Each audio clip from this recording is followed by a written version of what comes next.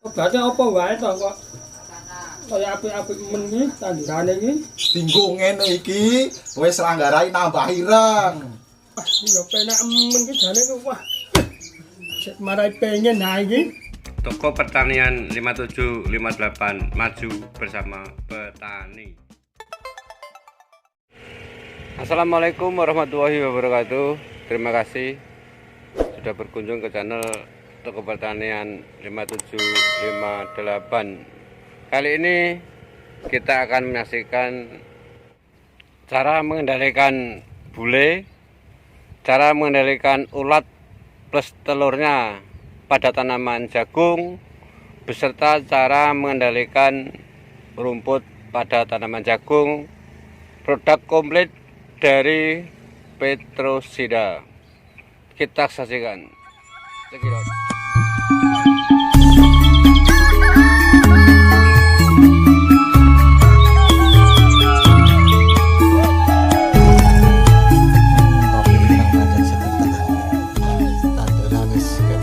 Jagunge soalnya ya rutin gawa tangki kuwi mau gendong nyemprot seminggu pisan. Tangki iki ambruk lapane nyemprot.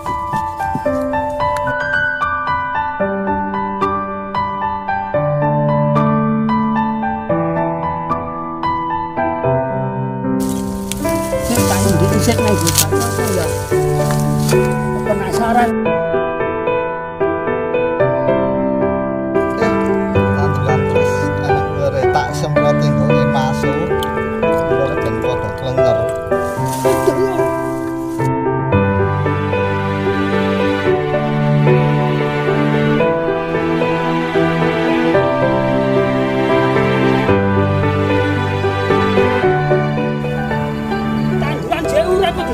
Ben apa? Ben apa no? Nang kaya tanduranmu, pangani ular.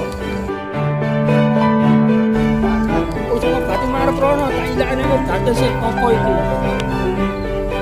Oh, Emaso. Sesuk tak tuku ning toko pertanian.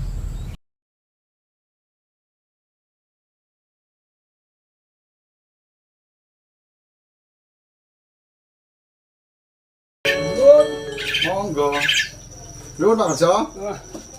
Aku ngerti kok obat ning kaya sing digolek topo wingi iki jenenge ana tulisane Emaso. iya kok kaya ira obat iki pirang-pirang iki apa wae paketane iki. Oh, Mas Topo etan kono kae iki gawe paket produk saka ngene Petrosida Gresik, saka tandur, saka awal tandur.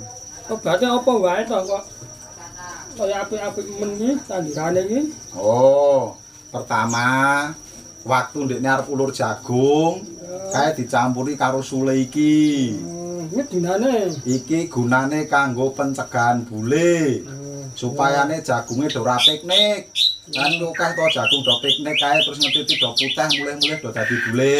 Ya, iso becak-becak nganggo iki wae no ya. Ah, gune sule iki. Sule Iki takrane piro nek ngene iki? iki nak sekemasan gede, nak kene sepatok jagung 3 kilo dicampuri nganggo 2 sendok makan. Setelah iku kan sisa sendok sak sendok makan sak sendok makan iku 2 sendok makan mau. Ah, sisane disemprotke. Pas sadurunge ngrabuk, sadurunge dilep. Kan nak bar dirabuk dilep ngerti-ngerti terus jagunge do bule kabeh. Lah kae sadurunge dirabuk disemprot nganggo sule iki mau sisane le dicampur wineh sak sendok setengki. Iki sing paket pertama. Sing nomor 2 Emaso. Emaso iku kanggo obat uler. Dadi ulere sing nang jero jagung sing do munggeli kae. Iki disemprot nganggo Emaso iku sak tutup setengki. Biasane serangane umur 7 nganti 15 dina.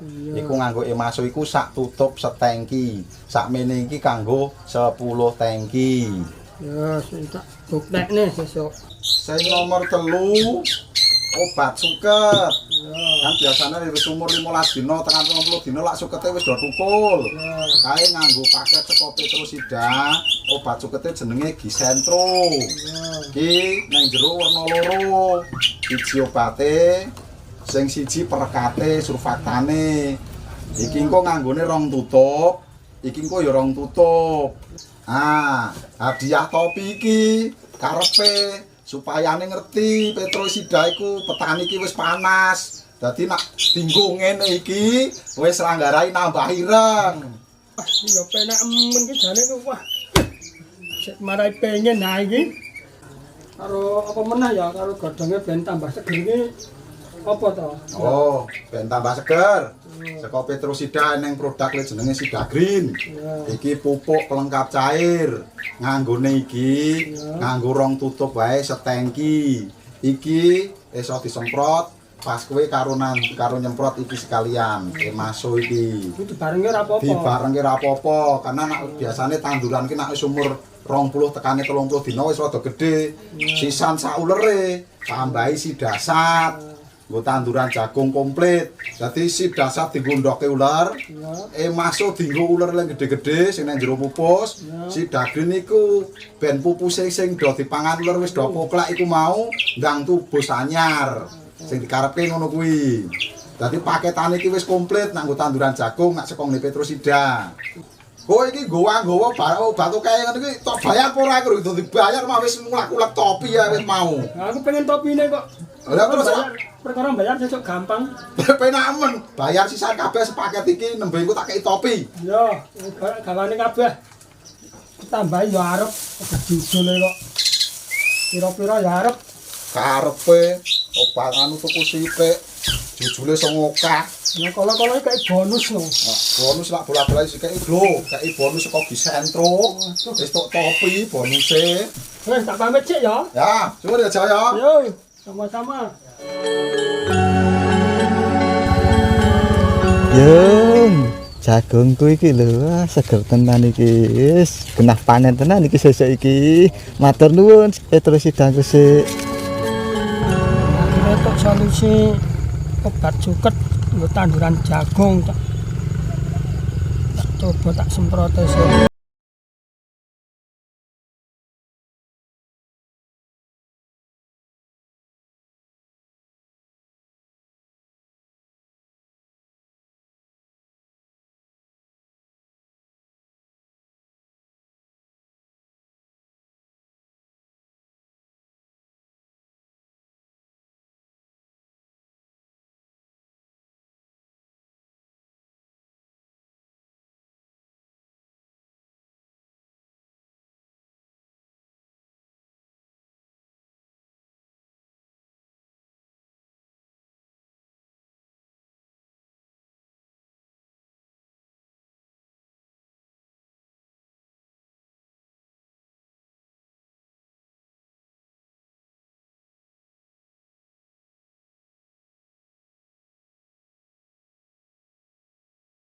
Suket wis ketok resik-resik, tak semprot tak suket iki Petrosida kuwi. Yo, hakne yo sehat-sehat. Ijo-ijo wis genah terbukti tenan Petrosida. Sukses buat Petrosida. Produk Petrosida terpercaya. Petrosida Jaya.